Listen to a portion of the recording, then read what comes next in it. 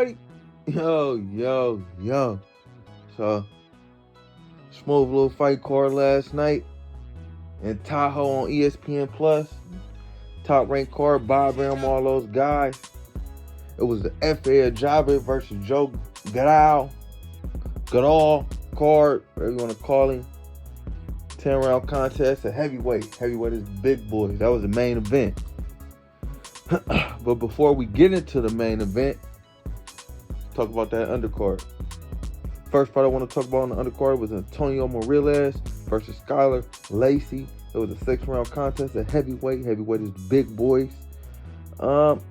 Antonio Morales, he's one of the biggest guys in boxing, man. He kind of disappointed me.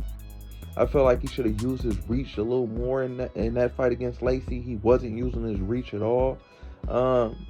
He rarely uses reach, actually. But yeah, I just feel like he needs improvement, man. He's gonna beat the guys, at this level right now, just because he's bigger than him. But I feel like when he gets to the next level, it will be a problem if he don't, develop more skills, become faster on his feet, use his reach better, things like that. But nonetheless, it was a unanimous decision win for Morales, I think.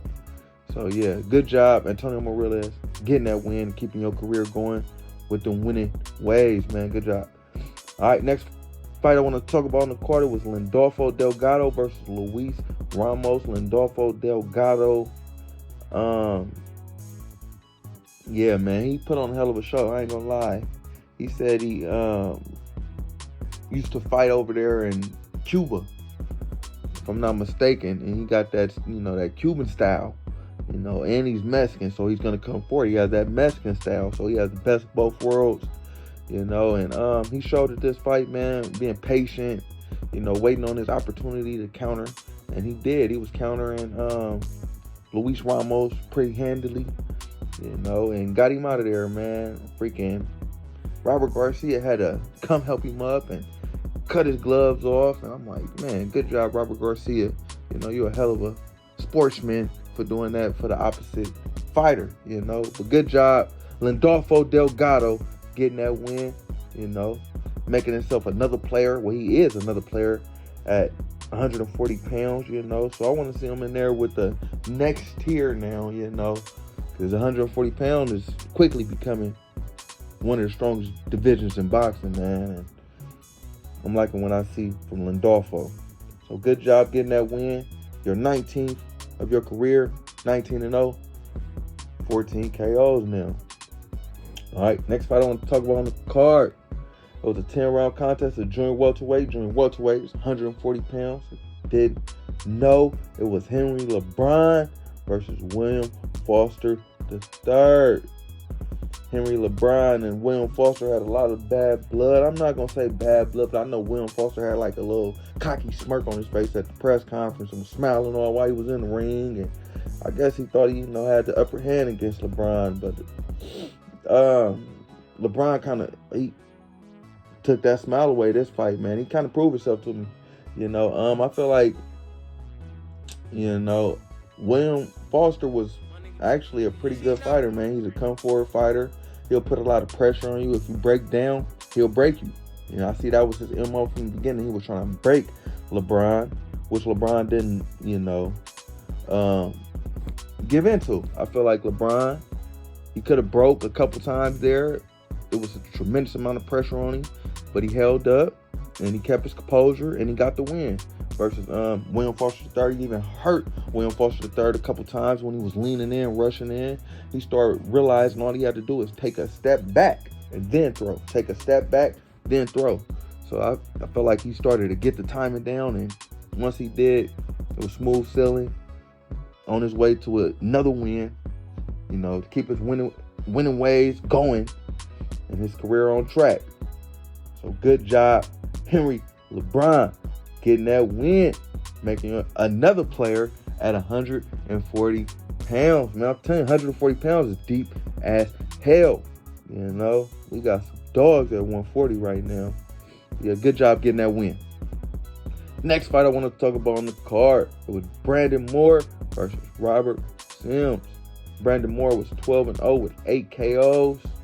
Robert Sims was 12-3 with 11 KOs. I'm sorry about that. It was a pretty good fight. Robert Sims came in out of shape, no lie. What, he 5'11"? It looked like he was 5'11" and 300 pounds, man. You know, titties galore, man. Back fat, man. You know, for lack of better words. But yeah, man, he put up a hell of a fight. I ain't gonna lie. He was hitting hard. He was hanging in there, man. Brandon Moore, he was very confident from the opening bell. But I feel like he's highly skilled, man. He's highly skilled, very athletic. He comes from a basketball background, they were saying. You could tell he's tall as hell, athletic as fuck. So, yeah, I could tell. But I feel like he needs a little bit more seasoning. Maybe he needs another trainer. You know, I was listening into his corner. I don't feel like his corner was giving him the proper tools to go in there and execute. I just basically was telling him, just do you, basically, in so many words. I feel like he was giving a proper instruction. But, like I said, he's a hell of an athlete, but I feel like he just needs better guidance and more experience before he gets in there with the upper echelon of fighters. You know, he's a new signee for Top Rank at heavyweight, and they're trying to, you know, make a mark in that division. Heavyweights do make boxing go, but yeah, not yet, man. Give him some time. Give him some time. But yeah, good job, Brandon Moore, getting that win. I think it was a unanimous decision win, too, if I didn't say. Also, for him and LeBron, unanimous decision win. Yeah, also Delgado was a KO. All right, let's get to the next fight I want to talk about on the card. Raymond Muratalla versus Diego Torres. Raymond Muratalla was 18-0, 15 KOs, 26 years of age. Diego Torres was 18-0, 17 KOs. So somebody had to go. And before the fight, I ain't gonna lie, I knew it wasn't gonna be Raymond Muratalla. That boy is the truth, man. He's a monster at a lightweight. That boy do not look like a lightweight. You can see how he big, cut up. He for sure going to 140 soon, but he looks good, man. And he impressed the hell out of me his last fight versus Jeremiah Nakatilia. So I have the utmost faith in Raymond Muratalla now. Not to mention he has, you know, arguably one of the best trainers in boxing right now in his corner, Robert Garcia. So yeah, I have the utmost faith in Raymond Muratalla now and before the fight. And after the fight, probably even more, man. He beat the hell out of Torres, you know, en route to a KO. I think it was I'm not sure which rounds late in the fight, though. I kind of lost track of the rounds. So he was just putting a beating on him. And they got him out of there. So KO win for Raymond Muratalla, getting that win, keeping his winning ways alive. And I repeat, he will be champion one day. Good job, Raymond Muratalla, getting that win. All right, let's get into the main event. Like I said, it was F.A. Ajagba versus Joe Goodall. 10-round contest of heavyweight. Heavyweight is the big boys. F.A. Ajagba, 19-1, 13 KOs. Joe Goodall, 10-1, 1 draw, 9 KOs. It was a smooth little fight, man. Nah, it wasn't. F.A. Ajagba basically did what he had to do, man. Joe Goodall, he came in, I ain't gonna lie, he came in with a couple little fire punches. You know, he has a couple with some ammunition. He was throwing a couple little haymakers every now and again. But Ajagba did a good job of keeping his composure, you know, keeping his defense tight. I think Goodall got like 2 in like the first or second round. He got like 1-2 in. Wow. And then that was about it, man. Like I said, other than that, F.A. Ajagba was keeping his defense tight, and he was doing what he had to do, you know, to let Joe Goodall wear down. And once he did, he went in for the kill. And he was setting him up with that jab all night. Ajagba is quickly developing one of the best jabs in boxing after not being able to throw a jab early on in his career. Basically, he has changed trainers, and he has developed one of the best jabs in boxing. I don't know if he changed trainers, but I know he added on to his training. With freaking Cake Roma and all those guys.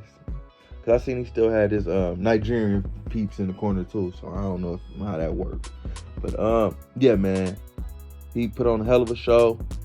He had Goodall hurt, and he didn't, that for a job, but would have rushed in Deontay Wilder style, But he took his time, kept his composure, and eventually got him out of there. I think it was third, fourth round, but yeah, he got him out of there, and he's on the cusp of a championship fight, in my opinion. I feel like he can get in there, with anybody at this point, and make it a good fight. I ain't saying he gonna win, but he can make it a good fight. But nonetheless, good job, Efe Ajagba, getting that win. Good job, all the guys on the cards who won and all the guys on the cards who didn't win. Like I said, you can't play boxing.